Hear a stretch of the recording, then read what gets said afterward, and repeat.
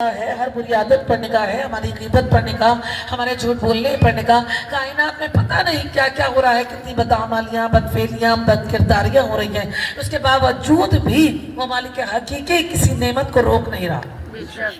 نعمتوں کے نزول کو روکا ہے کیا اس نے؟ ہم کتنے گناہگار ہیں، سب اپنے اپنے گریبانوں میں جا کے تو سب کو پتا ہے کہ اس کا اپنا حال کیا ہے، لیکن اس مالک حقیقی کی کرم نوازیوں پر نگاہ رکھیے کہ اس نے ہماری کسی نعمت کو نہیں روکا۔ اگر وہ ہماری بدعمالیوں کے بدلے میں صرف ایک ہوا کو بھی روک دیتا نا تو سانس لینا دوبارہ ہو جاتا ہے نا۔ پروردگار عالم کسی نعمت کو نہیں روک رہا، نہ وہ چاند کی ٹھنڈک کو روکتا ہے، نہ سورج کی تپش کو روکتا ہے، نہ دریا کی روانی کو روکتا ہے، نہ سمندر کی طغیانی کو روکتا ہے، نہ پھولوں کے کھلنے کو روکتا ہے، نہ پھولوں کی خوشبو کو روکتا ہے، نہ بادلوں کی گرجنے کو روکتا ہے، نہ بارش کے برسنے کو روکتا ہے، نہ آسمان کی بلندی کو روکتا ہے، نہ زمین کی پستی کو روکتا ہے۔ وہ کسی شے کو نہیں روک رہا، نہ ستاروں کی جھلملاہٹ کو، نہ کھیت کے کھلکھلانے کو، نہ پھول کے کھلنے کو، کسی شے کو نہیں روک رہا۔ شان حیدر اقرار کیوں؟ اس لیے کہ وہ 70 ماہوں سے زیادہ محبت کرتا ہے، ہم سے بہت محبت کرتا ہے۔ وہ کہتا ہے میں احسان کرتا ہوں تم پر۔ پروردگار عالم کا کہ احسان نہیں تو کیا ہے؟ اتنا کچھ، اتنے گناہگار ہونے کے بعد وہ فرشتے جو دن بھر ہماری ساری بدعمالیوں کو اور ہماری غیبتوں کو اور جھوٹ کو، ہمارے ہر پورے اعمال کو لکھ کر جاتے ہیں نا، اس کی کرم نوازی دیکھیے کہ وہ فرشتے جو شام میں لے کر جاتے ہیں، صبح انہی فرشتوں کے ہاتھ ہمارا رزق دے دیا کرتا ہے۔ یہ اس کی محبت نہیں تو کیا ہے عزیزان من؟ یہ اس کا احسان ہے ہم پر۔ وہ کہتا ہے میں احسان کرتا ہوں، تم بھی احسان کرو۔ حمد خدا میں ساتھ دیں، انشاءاللہ تعالیٰ آگے بڑھو گے۔ ابھی ویسے بھی یہاں کا جو طریقہ کار ہے، مرثیہ چند لوگوں میں، 4 لوگوں میں مرثیہ ہوتا ہے یہاں، ٹھیک ہے، اور اس کے بعد جب فضائل تک ذاکرہ کی گفتگو آتی ہے تو پھر کہیں جا کے جو ہے وہ مجمع جو ہے وہ آنا شروع ہوتا ہے، اور پھر کہیں جا کے ماتم تک تو بھر ہی جاتا ہے۔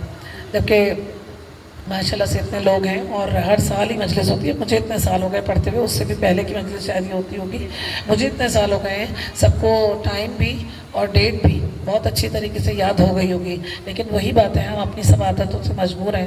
ہم کہتے ہیں 8 بجے کا ٹائم ہے تو پھر 10 بجے پہنچیں گے آرام سے، تاکہ آدھی مجلس گزر جائے اور ہمیں زیادہ بیٹھنا نہ پڑے۔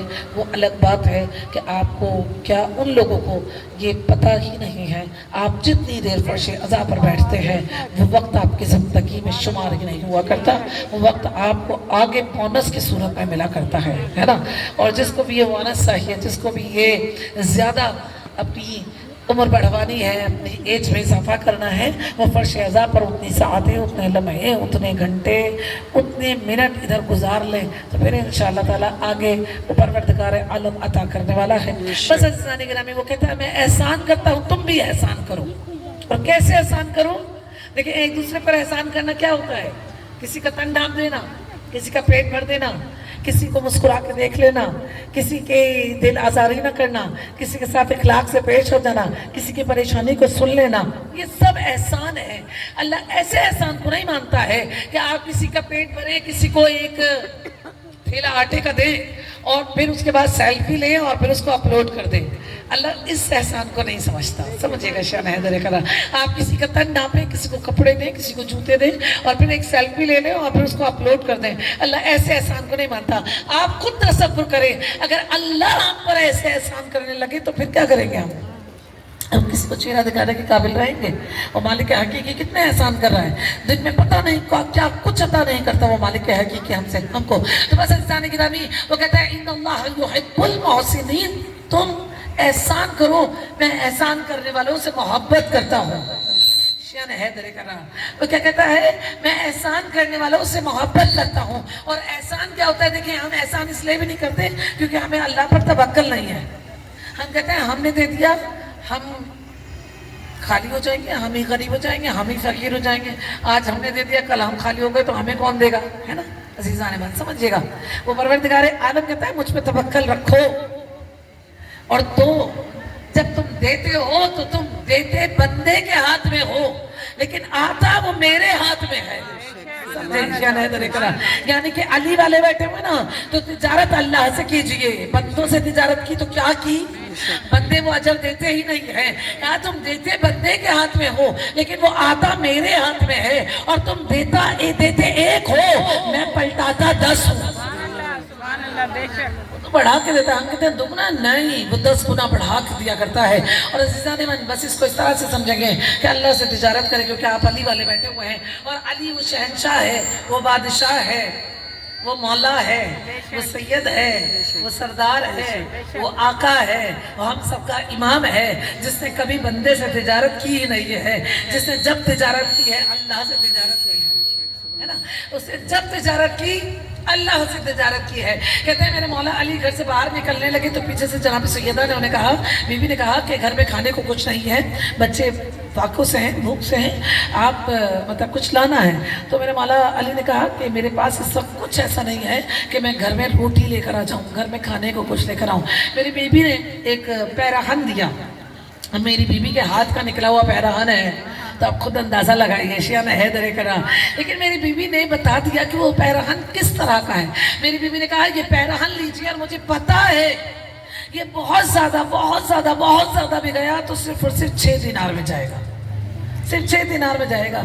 आप इसे बेचें और बच्चों के लिए कुछ घर में खाने के लिए लेकर आए। तो कहते हैं मेरा मौला अली लेके चले, उस पैराहन को बेचा, 6 दिनार मिले।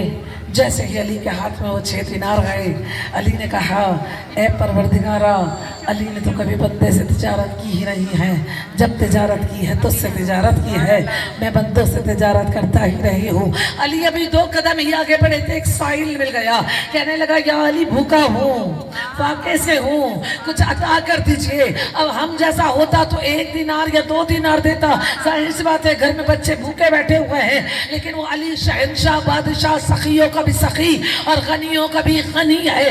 उस अली ने अपनी हथेली को उसकी हथेली पर इस तरह से पलटा, यानी कि 6 के 6 दिनार दे दिए।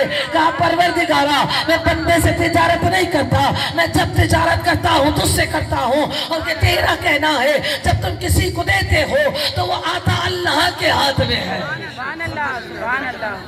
और देते वो एक हो तो मैं पलटाता 10 गुना। शिया ने इधर करा है ना। मेरे मौला अली आगे बढ़े, 2-3 कदम ही आगे बढ़े थे, एक ऊँट की बुहार थामे हुए एक शख्स मिला। कहा या अली ऊँट खरीदेंगे? अब जिसके पास रोटी खाने को ना हो, जिसके घर में फाके पड़ रहे हो, वो ऊँट खरीदेगा? शिया ने इधर करार, ऊँट खरीदेगा? नहीं खरीदेगा।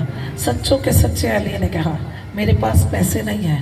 पता है उसने क्या कहा? कहा मुझे जल्दी है, मुझे देर हो रही है, आप ये ऊँट की मुहार थामिए, बेच दीजिएगा।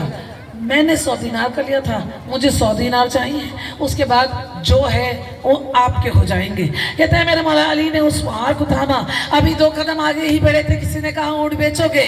अजीज़ान मन, अली का जो भी मामला होता है वो यहाँ का मामला नहीं होता, अली के सारे मामले वहाँ के हुआ करते हैं। जब रिवायात को खंगाल के देखा तो ये दोनों, ऊँट बेचने वाला और ऊँट खरीदने वाला, ये दोनों यहाँ के थे ही नहीं, ये वहाँ से आए थे। एक जिब्राइल था, एक मिकाईल था।